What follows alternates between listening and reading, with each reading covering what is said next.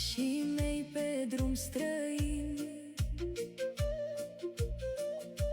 poartă dorul meu de casă. Nu mai știu cui aparțin, unde să numesc acasă. Sunt român printre străini, sunt străin în țara mea. La ale mele rădăcini am să mă întorc cândva. Român printre străini, eu sunt de câțiva ani, plecat din țara mea doar pentru câțiva bani.